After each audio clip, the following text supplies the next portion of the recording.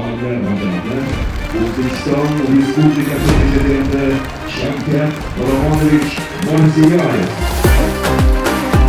Siz azizlarni ko'p millatli butun xalqimizni qadimiy va hamisha navqiron bayram Navro'zi olam bilan chin yurakdan samimiy muborakbod etaman.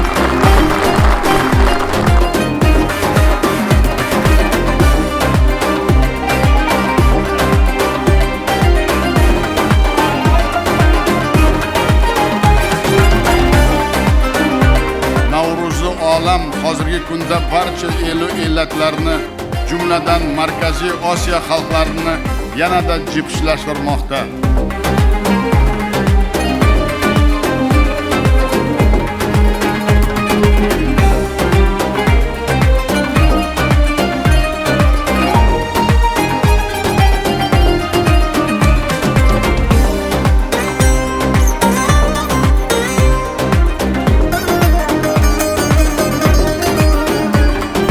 Bizning kuchimiz birlik va ahillikda, qudratimiz vatanga mehr va sadoqatda, yutug'imiz o'zimizga bo'lgan yuksak ishonchimizdadir.